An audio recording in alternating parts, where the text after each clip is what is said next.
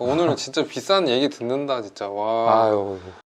안녕하세요. 눈매의 눈탱이 밤탱입니다. 원래 한동안 저 혼자 근데 모르시겠구나, 대부분. 네, 대부분 모르실 텐데 초반에 저랑 같이 유튜브 하던 친구인데요. 너무 바빠가지고 저만 촬영을 하다가 오랜만에 같이 한번 촬영을 하려고 모였습니다. 그거 얘기해도 되나? 얘기해도 돼요? 네. 사실 이 친구가 회계사거든요. 그래서 이번 주제가 새 정부의 암호화폐 NFT 정책이라는 평소에 제가 하는 것보다 묵직한 주제이기 때문에 이 전문가를 모셔놓고 해보도록 하겠습니다. 이번에 대통령도 바뀌고 그렇죠. 새로운 앞으로의 5년이 펼쳐질 텐데 그거에 맞춰서 정치적인 거에 관련 없이 또 새로운 정부 아래서 어떻게 우리가 또 준비하면 좋을지 맞아요. 이런 것도 같이 얘기할 겸 준비해 봤습니다. 들어가기 전에 사실은 저는 되게 긍정적으로 보고 있어요.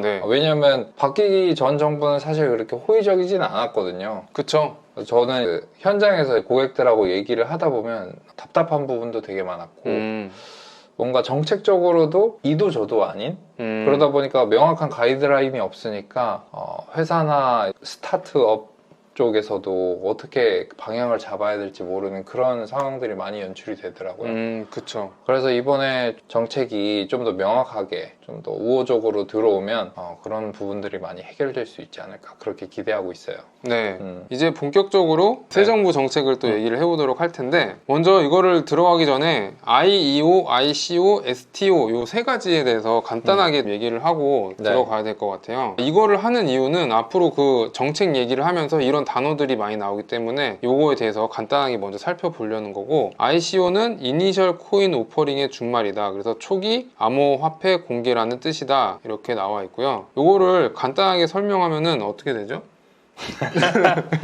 그러니까 원래 이 코인이라는 게 가격이 사실 없잖아요. 처음에 나오면 그쵸. 백서, 그거를 개발한 개발진, 그 개발진들, 기관, 뭐 대표 이렇게 있는데 자기네들 거의 비전이 다예요. 그 비전을 이제 백서에 녹인 거고 그것만 보고 투자자들이 나 이 코인 얼마에 살게라고 해가지고 대량으로 처음에 세팅을 해놓고 사는 거죠. 그러면서부터 이제 가격이 생기기 시작하는 거죠. 물론 그 뒤에 상장이 되느냐 안 되느냐는 사후적인 얘기인 거고 그 전에 이제 ICO가 그렇게 하면서 코인이 발행이 되는 거죠. 보통 제가 알고 있기로는 전체 물량과 금액은 정해지고 향후 1년 뒤에 몇 개 발행해주고 또 1년 뒤에 몇 개 발행해주고 약간 이런 식으로 베스팅이 일어나는 걸로 알고 있어요. 그러니까 쉽게 말해서 처음에 그냥 예를 들어서 내가 세계 최고의 라면집을 만들겠다. 너 나한테 투자해라.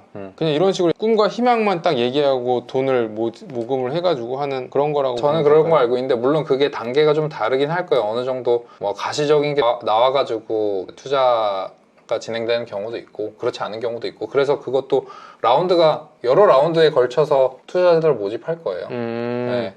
대신 이제 가격은 점점 올라가겠죠. 근데 문제는 뭐냐면 제가 이제 변호사가 아니라서 정확하게는 모르는데 결국엔 이게 증권법에 저촉이 될 수가 있어요. 그래가지고 우리나라 회사 같은 경우에는 ICO를 못하는 걸로 알고 있어요. 그래서 이제 대부분의 이제 가상화폐 발행 회사들은 해외 법인을 세워놓고 그 해외 법인 명의로 코인을 ICO 한다든가 발행한다든가 그런 식으로 진행하는 걸로 알고 있어요. 그 윤 정부에서는 이 ICO를 이제 합법화하겠다. 우리나라 회사도 이제 ICO를 진행할 수 있도록 하겠다. 당연히 ICO에 따른 여러 가지 규제나 이런 것들은 있긴 하겠죠. 근데 ICO에 참여해서 손해를 본다고 해서 누가 또 보장을 해주는 건 당연히 아니죠. 그쵸? 네. 그런 거고, 그 다음에 볼 거는 이제 IEO라는 건데, ICO는 기존에 그 사업하는 주체? 걔네들이 직접 투자자들한테 설명하고 이런 거였다고 하면은 이 IEO는 가운데 업비트나 빗썸과 같은 암호화폐 거래소가 껴가지고 얘네들이 이중으로 한번 검증을 해주는 이런 거로 알고 있어요. 그래서 이름도 이니셜 익스체인지 오퍼링이다 이렇게 되어 있고, 그래서 어떻게 보면은 위험성이 있어서 ICO보다는 그 암호화폐 거래소가 가운데 껴가지고 한 번 더 같이 봐주기 때문에 조금은 더 안전하다 이렇게 저는 이해하고 있습니다.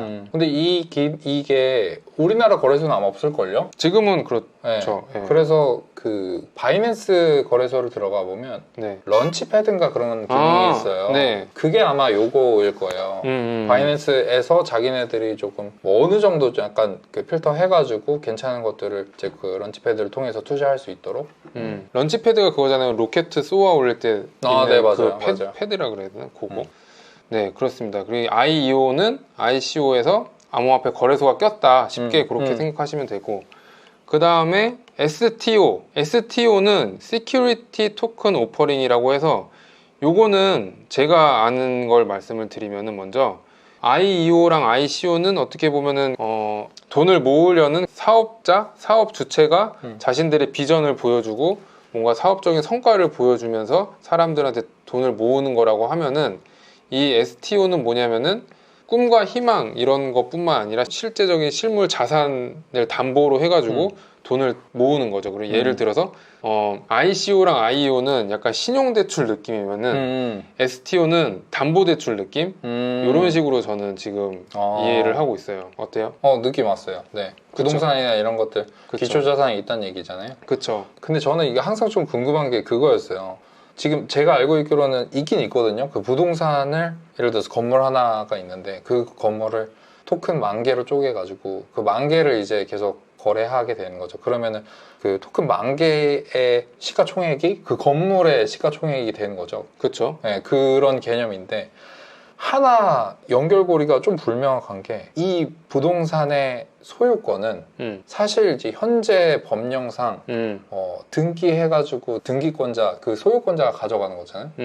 근데 그것과 내가 토큰을 가지고 있는데 그 토큰이 과연 법적인 소유권과 어떻게 연결되냐가 저는 좀 궁금하더라고요.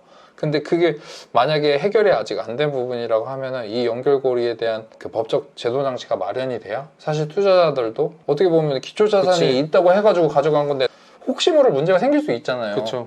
이 건물이 뭐 다른 사람한테 넘어가거나 아니면 뭐 빨간 딱지 붙는다거나 뭐 그런 경우가 생겼을 때 내가 법적으로 구제받을 수 있는 법적으로 내 권리를 얘기할 수 있는 부분들이 좀 선행돼야 되지 않을까. 지금은 안 되지 않을까? 그게 근데 되게 제가 보기에는 사전적으로 필수적으로 좀 보완돼야 될 것 같아요. 네. 맞아요. 근데 NFT도 마찬가지예요, 그거. NFT. 네. NFT 예를 들어서 어떤 거요? NFT와 저작권과의 연결.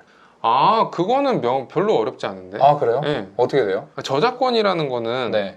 내가 어떤 뭐 음악을 작곡했다, 그림을 그렸다, 그러면 그게 바로 그냥 저작권이 생기는 거야, 나한테. 그쵸. NFT랑 상관이 없이. 네. NFT는 그 일종의 증명서 같은 거잖아요. 이제 소유권이기 때문에 소유권과 또 저작권과는 연관이 없는 거거든요. 아, 네. 그래서 NFT를 갖고 있다고 해서 저작권을 양도받는 거는 일단 무조건 아니거든요. 아니고. 그거는 NFT뿐만 아니라 다른 것도 똑같아. 예를 들어서 내가 인터넷에서 돈을 내고 네. 영화를 다운받았다. 네. 그럼 이 영화에 대한 파일 소유권은 나한테 있는 거잖아요. 네. 내가 이걸 사서 밤탱이님한테 돈 주고 팔 수는 없잖아요.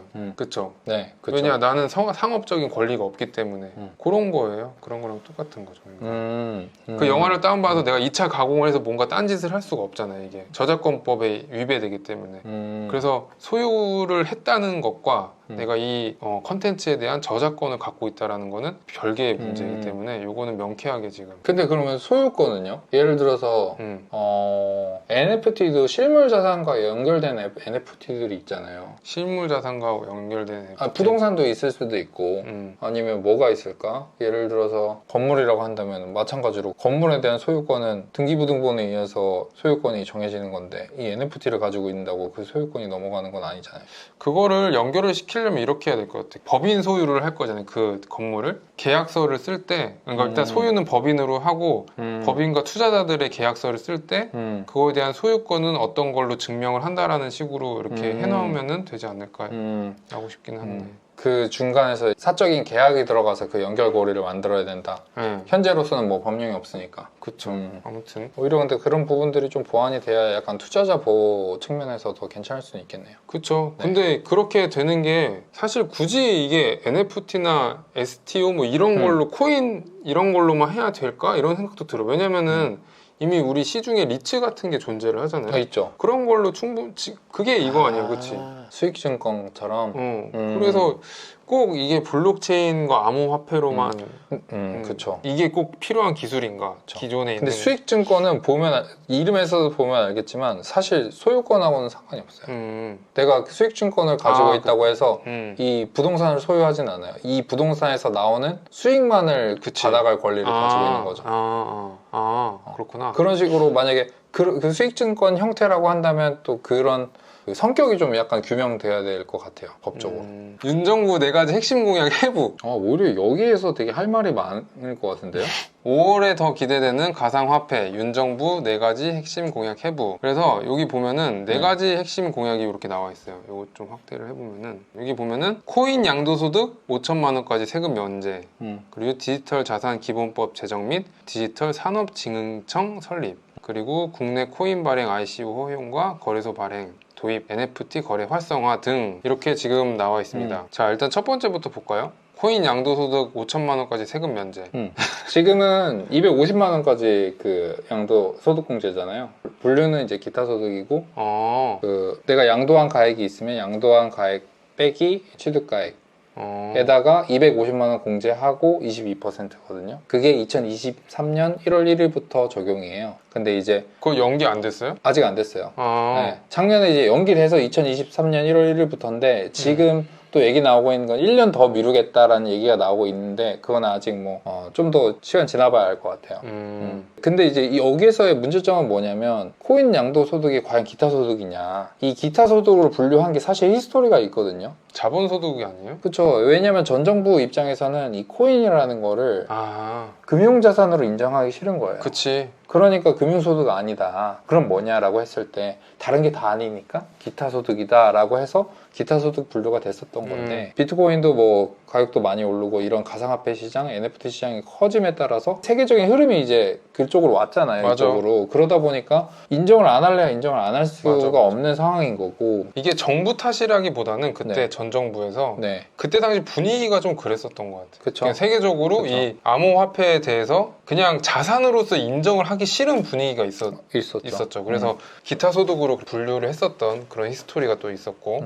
맞습니다. 근데 문제는 뭐냐면 결국 금융자산인 주식이 있는데 그 주식에 양도했을 때와 세금 측면에 있어서의 계산 방식이라든지 아니면 소득 분류라든지 이런 게 너무 달라지니까 이제 문제가 될 수 있다라고 생각을 하고 또 투자자들 사이에서도 이제 불만도 많고 그러다 보니까 금융투자 소득으로 이제 분류를 해야 된다라고 얘기가 나오고 있고 주식 양도소득 같은 경우에도 내년부터 이제 5천만 원까지 소득공제가 되거든요. 그거에 맞춰서 코인도 이제 5천만 원까지 소득공제를 해주겠다라는 얘기가 그래서 나온 거예요. 그러면 좋죠. 사실 5천만 원이면은 1년에 5천만 원 이상 버는 사람이 많지 않을 것 같은데 지금 상황하에서 그렇지 않아요? 네. 그 세율적인 거는 기타 소득 같은 경우에 단일 세율로 22%인데 지금 현행 법령상 주식 같은 경우에는 누진 세율이 있긴 있어요. 20%, 25% 이렇게 있어요.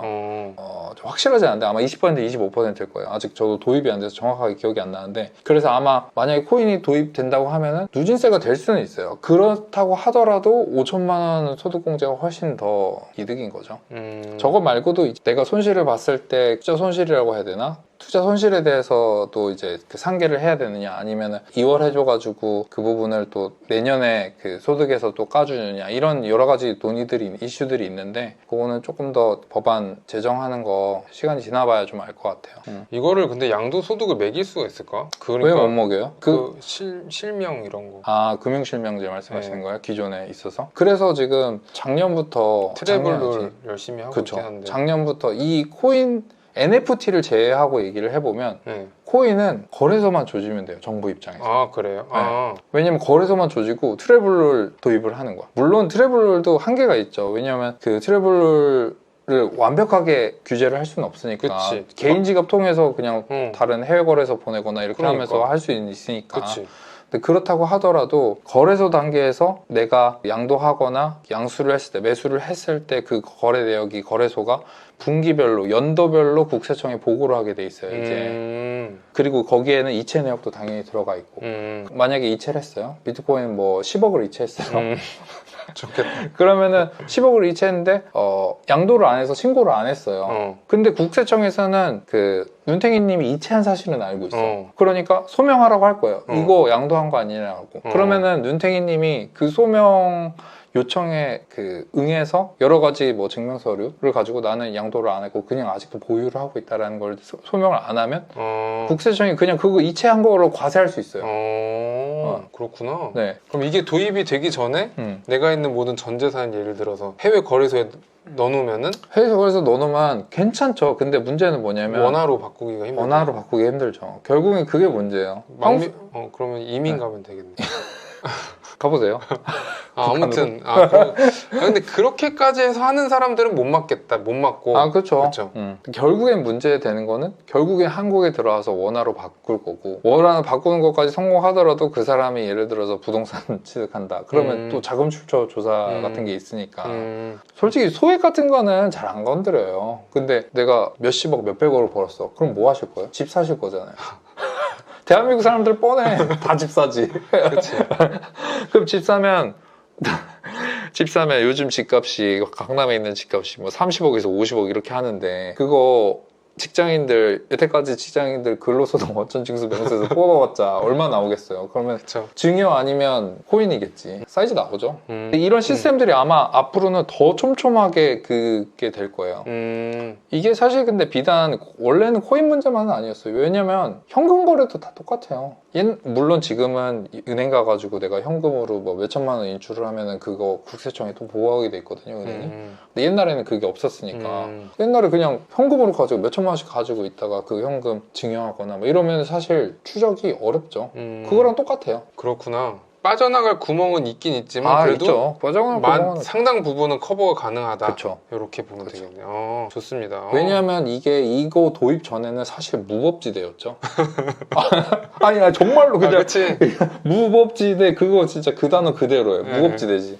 왜냐면 외환거래법도 적용 안 받고 내가 개인 계좌 간에 이체를 하는데 누가 그거 어떻게 팔로워해요? 예를 들어서 이거 도입된다고 하더라도 OTC 못 막아요. 예를 들어서 OTC가 뭐예요? OTC가 뭐냐면 장외 거래를 OTC라고 해요. 네. 근데 개인 지갑에 있는 거 뭐 비트코인 얼마 갖고 있는데 그냥 그 눈탱이님 현금 얼마 있어서 그냥 장외로 그냥 거래하는 거 거래소 통하지 않고 그러면 내가 양도한지 아무도 몰라요. 눈탱이님밖에 몰라요. 그런 아직 그 사각지대들이 여러 군데 있죠. 어떻게 100% 못 막죠. 그래도 어느 정도 가능하겠군. 저는 아예 많이 불가능하다라고 생각을 했는데 얘기 들어보니까 상당 부분 나라에서 할 수 있겠네요. 그 다음에 두 번째 볼 거는 디지털 자산 기본법 제정 및 디지털 산업진흥청 설립 요건데 이거에 대한 내용이 아래쪽에 좀 있나 한번 볼까요? 저게 아마 구체적인 건 아직 안 나왔을 건데 저는 되게 긍정적으로 보는 게 투자자도 그렇고 사업자도 그렇고 제일 힘들고 어려운 점이 뭐냐면 불확실성이에요. 왜냐면 된다 안 된다를 얘기를 해줘야 내가 사업도 진행하거나 투자를 진행하는데 된다 안 된다는 말은 없어요. 그러다가 안 되는 걸 했는데 아무 말이 없어서 나중에 가서 세무조사 나오고 나중에 가서 검찰 고소당하고 그런 게 되게 문제인 거거든요. 근데 처음에 애초에 저런 기본 법이 제정이 돼가지고 안 되는 건 안 돼, 되는 건 돼 라고 딱 가이드라인 제시를 해주면 그 불확실성이 되게 많이 사라지거든요. 그런 의미에서 되게 좀 긍정적이라고 보이고 또 하나는 저게 또 의미가 있는 게 작년에 자금 세탁 방지 기구인가 거기서 이제 해석을 내놓은 게 있는데 가상 자산의 범위에 NFT를 포함하지 않는다라고 했어요. 그러다 보니까 그 발표가 있고 나서 금융위원회였나 거기서 이제 발표한 게 NFT는 가상 자산으로 보고 있지 않다라고 얘기를 했어요. 왜 그렇게 했지? 왜냐면 자금 세탁 방지 위원회 해석에 따라서 거기서의 가상 자산이라고 하는 거는 교환의 수단을 얘기를 하는 거였거든요. 코인 같은? 네, 코인. 그러니까 결국에는 이제 코인만 가상 자산으로 이제 보겠다 약간 그런 취지였는데 제가 알고 있기로는 저 디지털 자산 기본법 이 제정이 되면 그 코인하고 NFT 둘 다 해가지고 아마 디지털 자산으로 정의가 내려질 거예요. 그러면은 이제 동일한 뭐 세법적인 취급이라든지 뭐 여러 가지 그 법적으로 취급이 동일하게 되니까 그런 부분에 있어서도 되게 좀 좋죠. 왜냐면 저게 세금도 문제가 됐던 게 지금 NFT가 과세가 되는지 안 되는지 아무도 몰라요. 그쵸. 네, 이게 되게 여러 가지 설이 있는데 NFT는 그래도 디지털 자산이니까 가상자산으로 봐서 가상자산과 똑같이 취급해야 된다라는 게 첫 번째 설이고 두 번째 설은 NFT의 대다수가 디지털 예술 작품이니까 현실에서의 실물 예술 작품을 양도를 했을 때 기타 소득 취급이거든요. 그래요? 그거로 똑같이 적용을 해야 된다. 라는 게 또 두 번째 설이 있어요. 예술 작품도 음. 자산으로 봐야 되는 거 아닌가? 잘 모르겠다. 아니 양도를 했을 때 이제 소득 구분을 얘기하는 거예요. 그 당연히 자산이죠.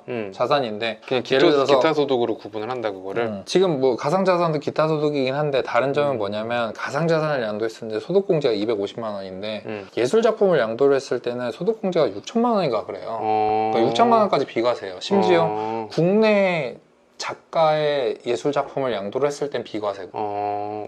그래요? 네, 그런 게 있어요. 진짜? 네, 그러다 보니 왜냐면 그거 좀 장려를 해야 되니까. 그 취지 자체가 이제 국내 미술 작가들을 좀 장려하고 미술 시장을 장려하기 위해서 그런 게 있거든요. 내가 1억에 사서 10억에 팔아도 9억 다 그거네? 그렇죠. 와, 그렇죠. 대박이네요. 그렇죠. 아, 근데 그분이 살아 계셔야 돼요. 살아있어요?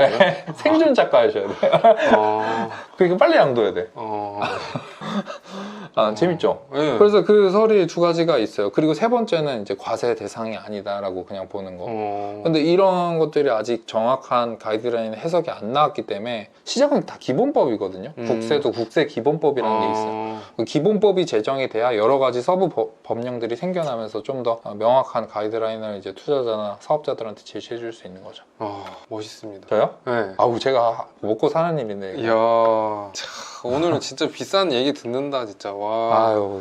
근데 어떨 것 같아요? 가상자산으로 봐서 가상자산으로 세금 매기는 게 맞을까 아니면 미술 작품으로 매기는 게 맞을까요? 저도 사실 이거에 대한 의견은 있어요. 이거 구분을 해야 될 것 같은데 그 NFT가 유틸리티 기능이라고 하잖아요. 그쵸. 그게 들어간다. 그럼 자산으로 분류하고 그거 없다. 그러면 예술 작품으로 하고. 그냥 지금 그냥 되게 괜찮은 방법이네. 드는 생각이에요. 맞아요. 사실 왜냐면 디지털 예술 작품도 큰 의미에서 예술 작품이기 때문에 어떻게 보면 똑같이 취급을 해줘야 세금의 형평성이라는 측면에서 되게 괜찮은 거잖아요. 그쵸. 네, 되게 맞아요. 근데 제가 또 NFT를 보다가 요즘 생각든 게 그 예술이라는 정의가 사실 굉장히 모호하고 범위가 없잖아요. 그래서 처음에는 NFT가 아트로 되게 곽강을 받았고 그래서 기존에는 진짜 소장품적인 성격밖에 없었는데 이게 NFT 아트가 발전을 했다고 해야 될지 아니면 NFT가 발전을 해야 되고 됐다고 해야 될지 모르겠는데 어쨌든 이 NFT를 가짐으로써 다른 혜택들이 막 쑥쑥 들어오잖아요.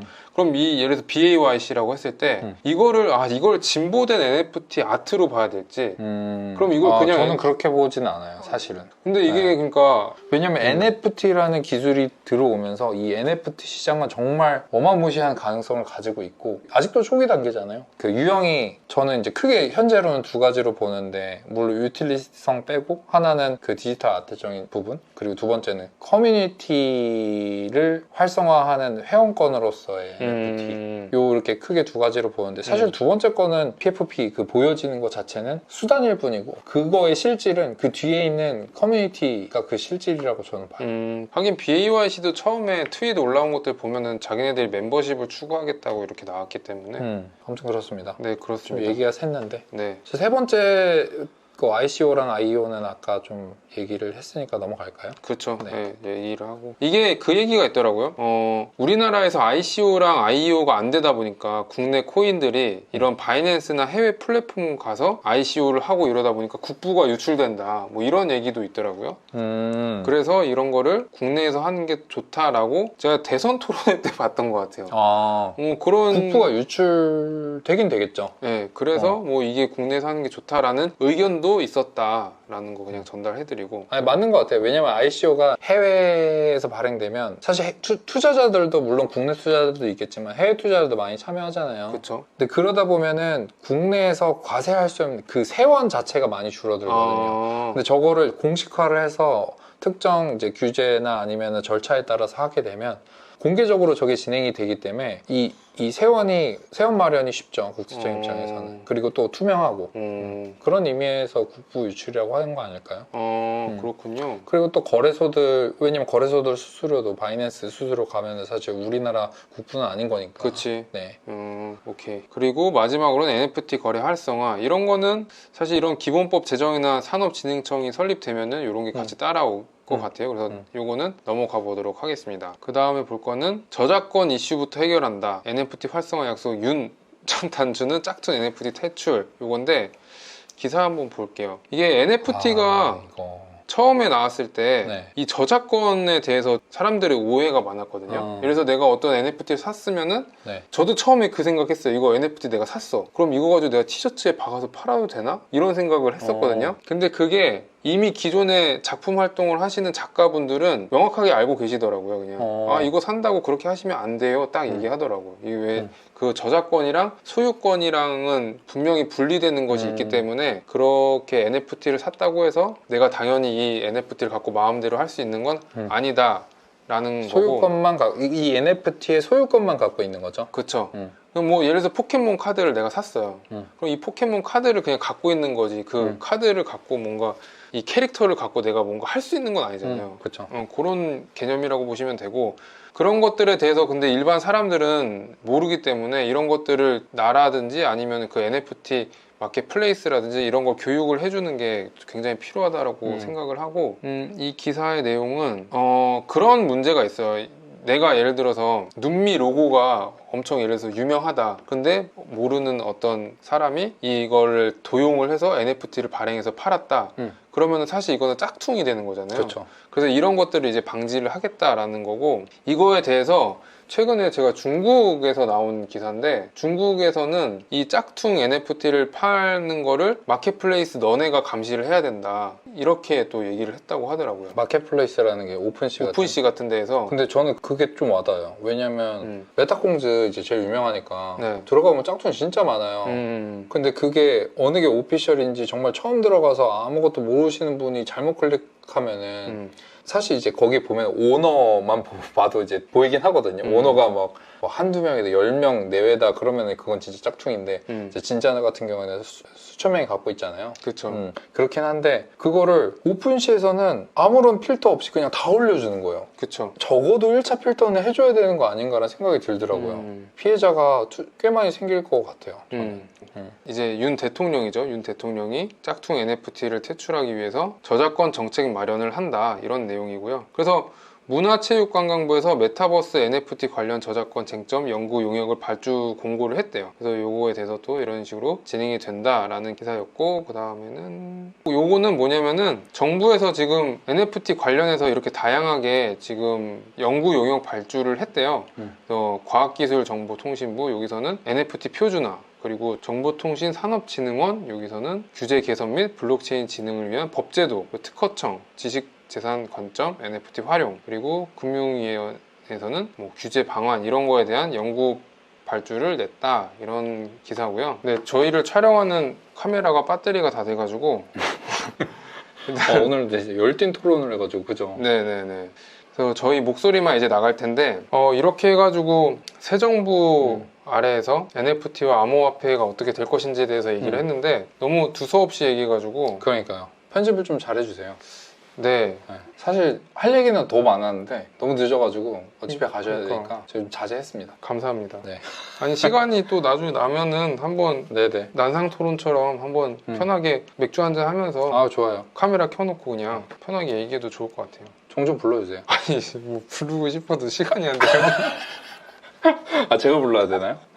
그렇죠. 종종 부를게요. 그럼. 네, 알겠어요. 아 근데 오랜만에 하니까 저도 너무 재밌었어요. 아 오늘 근데 새로운 네. 정보 얻을 수 있어서 되게 도움이 많이 됐습니다. 아 그래요? 제가 또 물론 완전 이쪽 업계는 아니지만 이쪽 업계 사람들을 그래도 좀 많이 만나려고 하고 있거든요. 네. 많이 만나고 있고 네. 주워드는 것도 있으니까 그런 것들 좀 공유하고 그러면 네. 정말 좋을 것 같아요. 좋죠. 네. 많이 해주세요. 알겠습니다. 알겠습니다.